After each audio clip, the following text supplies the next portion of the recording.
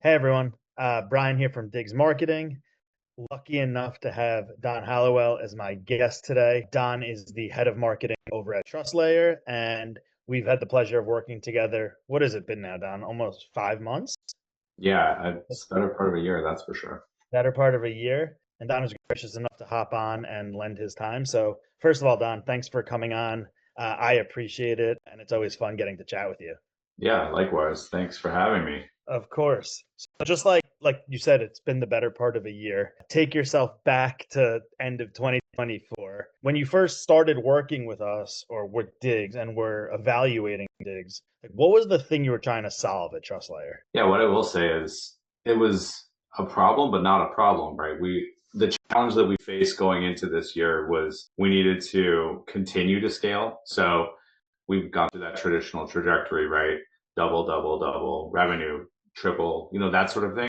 And then when you get into that, trying to double or triple 5 to 10, you need to start to think about how you bring in the right demand gen partner and things like that. And that's how you came to us and how we came to you and came to start working together. So it was really less of a solution and more of a scaling thing that we were having. So that was it. I hope. Yeah. Do you want me to stop and do that again? No, no, that's fine. Okay. Let it rip. And I think like to your point, the doubling and tripling gets harder as the bigger you get. Yeah. And most companies have different solutions at different stages to solve, especially a demand gen and revenue issue. So like from your perspective, because you've been at just for a bit, what other solutions did you try to solve or did you have to solve this problem before Diggs? Yeah, so we've been really fortunate to have a good mix of referral business from our great partner network right down to when we first got our funding. We chose, of course, VC backed from major players in that space, probably one of the best tier one VC firms in the country in craft ventures. And then the other strategics that our CEO John brought in were insurance brokers, knowing that we were going to go into that space. And having them invested and, wanting us to succeed meant that right out of the gate, we had a ton of really good referral partners that were dialed into our ICP. So if you think about risk managers, every risk manager across the country has a broker, right? So that was a really good way to leapfrog in from a go-to-market motion. And then as you grow and you grow, you realize that insurance brokers, some of them are really good at tech sales, and some of them are really good at getting it. But then there's another pile. I don't know the exact percentage, but it's a big pile that has no clue and they just want to sell insurance, right? So then we needed to go more direct to continue to grow in the way that we want to, which means setting up demand gen, email marketing, ads, and getting that all dialed in. So it was fits and starts for a little bit there, and then we found you and a partner to in terms of bringing you in to help refine that for us. Well, and like just to be clear, it seems like the challenge was going from like that mainly referral way of new business to like other new business that was not from referrals and Yeah, uh, getting people interested in TrustLayer who may not have known TrustLayer from someone in their network. And that's like where the extra help was needed to crack that code. Is that fair? Like, am I off there? yeah, it's fair. I mean, we had before going to what I would call the traditional like advertising based demand gen model. We had a mix that was 100% referrals, then 80%, then 40%, then 50%, and then you know, so we were about 50-50 when you started, and now direct pipeline is eclipsing our referral network. Not like it's not going to go fully up to 80%, I don't think, in the near future, but for sure it makes up more than half of our pipeline. And was there something, so first of all, it's great to hear. Second of all, was there something that like made you realize that what you were doing was not going to work pre-digs to crack that new business Yeah, I mean, area? our first instinct to solve this was to, hire someone off of, one of the platforms where you can like, I think I don't want to Upwork or TaskRabbit, like these sorts of places where you can hire someone to manage your ad spend. And what we found there was people that were good maybe at the task and they were really good at understanding ads, but not as good as understanding our business and be coming in and getting integrated with the team and coming into our Slack and doing all the interviews and knowing the people, knowing our RevOps team, knowing our sales team. And you need that, right? You need that if you're going to be successful. It's not like someone can just come in, maybe they're working off hours, maybe they're working early mornings, and then just like manage ads without having these really great, deep conversations, consultative conversations. So that was it. Like when we started, this wasn't the first place we landed, and it was a home run. It was like trial and error through some folks that didn't work out so well, and then having D.I.G.S come in, do a little bit of the cleanup, a little bit of, oh, they were doing this okay, or the, no, we got to rip and replace this. So that was a really good part of the process. You actually kind of like nicely bled into my next question, which is what about gigs at the beginning of the engagement or even pre-engagement like made you feel like, oh, they can do this, like the things that weren't working or that were a little bit broken with the other solutions? Yeah, from my first conversation with them and with you, I had that trust that you were kind of calling out all the issues that I'd had before was like openly saying them to you. You were calling them out, and I was like, oh yeah, you get it. I know you've been in my shoes before in other roles, in the exact same shoes I've been in, and just trying to find the right smart person when you're a generalist, head of marketing like I am. You're running content, you're running events, you're running this, you're running that. You really need people to go deep, especially in the places where you're investing a lot of money. So you knew that. I trusted you almost instantly with it. And yeah. Funny, The Don, other like part, I know you're going to laugh, but like just you and the team being open to some of the things that we were doing right. Right. And saying, look, don't stop this. This is working. It's maybe not the most prettiest thing in the world, but it's working. eh, And you being open to that, like, is another thing. You didn't come in with an agenda other than to learn and to help. it's funny, like I laugh for two reasons. One is like there's a psychological thing when you bring someone in that it is usually hard for that person to criticize or to like say that something is not correct. But what I've actually found in my experience is that when you do that or when I do that, my clients appreciate me more than if I just say what they're doing is correct. Obviously, if they are doing things that are great, don't touch Yeah. but like I laugh because I've heard that over and over again of like, oh, you were open and honest with how things weren't going well. And it's Right. yeah, like isn't that what I'm here for? But it's Yeah, that's why we hired someone. Well, they weren't I know going. you are. It wasn't like a hot mess. We hadn't gone too far down the wrong road. Thank goodness. I really want to like. I don't want to like burn any bridges or like have any non-confidence in our programs. We sure we're on the right path, but we just needed that extra fuel. And you came in and yeah, you said, "Hey, don't do this. This is the wrong way to do this." But yeah, and also, hey, you set expectations too. Where you were like, look, this isn't gonna 100x your business, right? So you need other things too. You need to be thinking about other things. This is not the silver bullet. Mhm. Yeah. No, and well, one, again, it's good to hear that. But two, I think like most companies, especially when they're in the time frame where they're looking to hire or bring on someone like myself or Diggs, they're doing a lot of things right. Like they wouldn't have even made it Yeah, to that point if things weren't going well. But then it's like, what's the things that they aren't doing right or things that could be better, and then doubling down. It's exactly what you said. it's a refinement thing. Yeah, to make it to where we are, 95% of companies fail before they get to where we are, and we're here, right? So it's refinement, and it's finding the right partners that are going to help you continue to get into that 1% of companies, right? Exactly. And then you again kind of touched on this, but if someone were to ask you like, hey, what are your biggest wins or results you saw during your time or currently working with Diggs?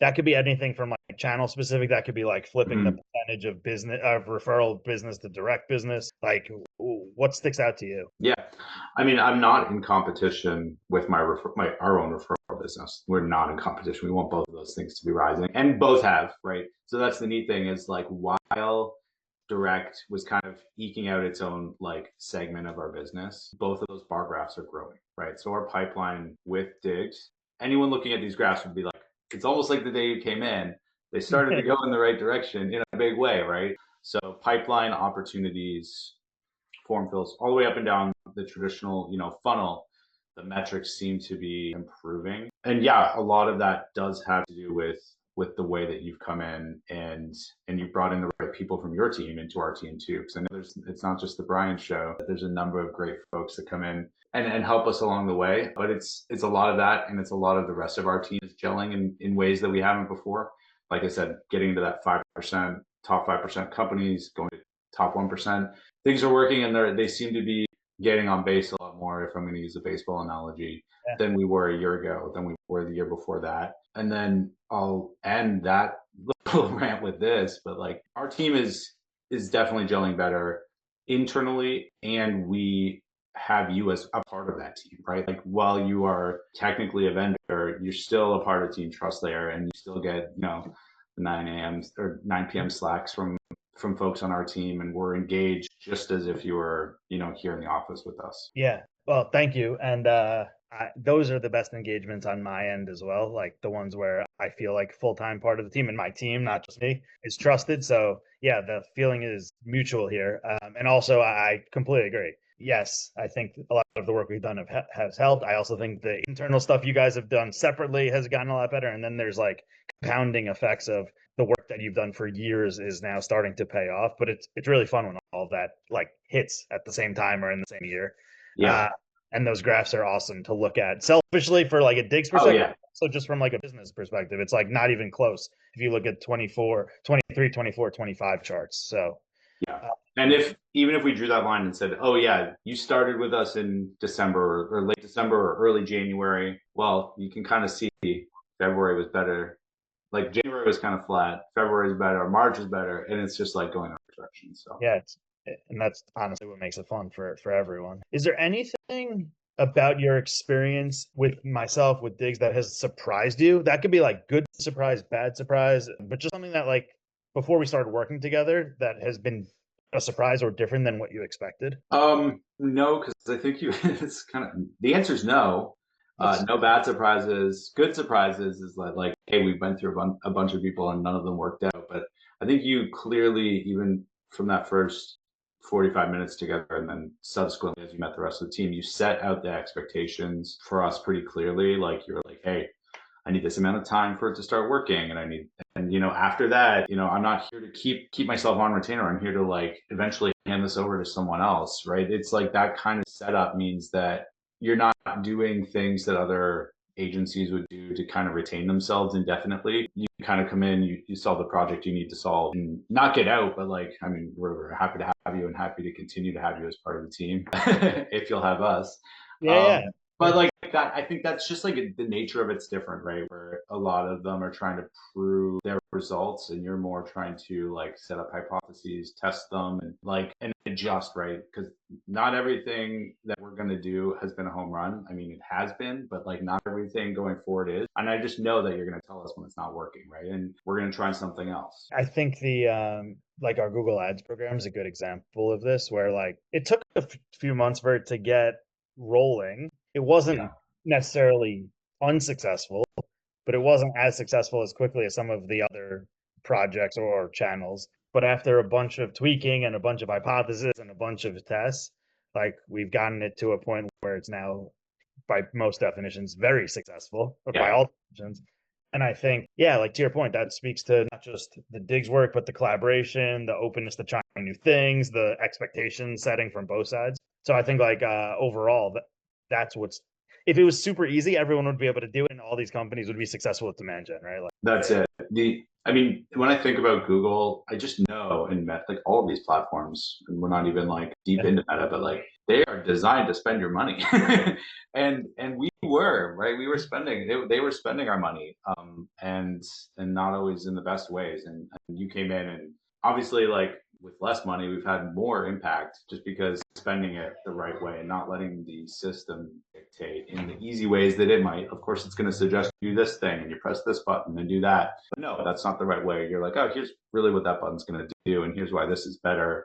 Just walking me through that. Because, I mean, while I used to hack it like even 5 years ago, 10 years ago, and systems like this, if you're not in them every day or at least monthly understanding what's changing, you know, they kind of they leave you behind, right? So having you there who's not getting left behind is incredible for me. yeah, I couldn't agree more. I actually use that line on my calls with my clients of like, hey, the ad platform's job is to spend your money, not to hit your results Yeah. necessarily. So yes, and number two, exactly what you said. It's like if you're not in it day to day or week to week, because I was at one point in house, not in it day to day and week to week, and I hired other people because if you're not, there's so many changes and updates in those platforms that little tweaks make the world's difference. And like as an in-house head of marketing, there's just no way you have time, like That's right. to do it correctly. If you were recommending D.I.G.S to another SaaS company or another head of marketing, how would you describe D.I.G.S, number one? And like two, what would you tell them? And you kind of touched on this, but just like in that real world example, like how would you actually describe what we do? Yeah, I would say it's the first like marketing agency I've worked with that's more of an employee, an extension of the employee. And I know I've had that with, I think back a long, long time ago, 20 years ago, and I had that feeling with an agency once before, but we were spending a lot of money with them and it wasn't my money. It was for BlackBerry. I'm still friends with all those people because like, despite the fact that they were agency, everyone there was like, they were basically an employee. And you don't get that the small firms. You don't get that, demand gen firms. We get that with you, where it's like you're the employee, but you're also like the trusted advisor, and you come with a strong team. So, and that's how I would describe. You get you hire Brian, and you get the team that Brian's built behind him, and you don't quit. Like Brian, you don't quit. D.I.G.S doesn't quit.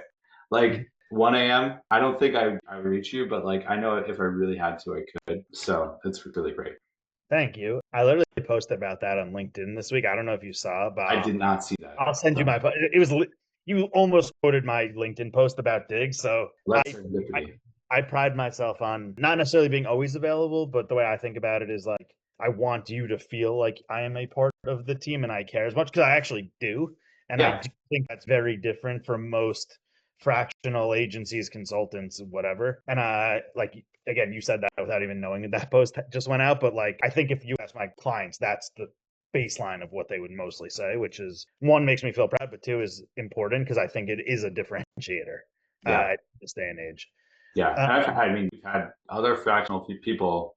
They were great people. They were really great, and I'm sure they cared. But they were started counting the hours and started like really worrying about if they were going to solve this problem. And it's like, oh, that's going to cost a little bit extra. Versus like you just know that it's going to be a big problem, and you kind of scope it properly. Not even scope it, but you're just like, here's my structure, here's my model, and it yeah, means that we can solve this together without having to worry about all that stuff that you will with someone else, right? And it's huge, especially like you said, like a head of marketing, small team, like 2-3 person team. I don't have the capacity to manage my vendors in the way like where I have to nickel and dime them and they me, right? So yep, I hear that, and I hear that from you and people like you all the time. Like that, it's super common with scaling SaaS companies that have a lot of things going on and smaller in-house teams. Final question, just from a day-to-day perspective, like I think we touched on overall what it's like working with D.I.G.S, what we bring to the table. How would you describe to like your friend what it's like working with D.I.G.S day to day?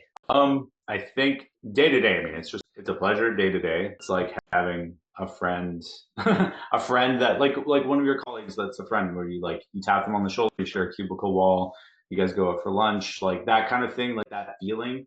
Even Mhm. though we're remote, we couldn't be further apart. I think we're on Yeah, opposite ends of the East Coast. that, Uh, but like that's like the feeling. And then I know with you that I get technical expertise like no one I've worked with. The tools that we work within inside and out better than I do, better than other folks on the team do.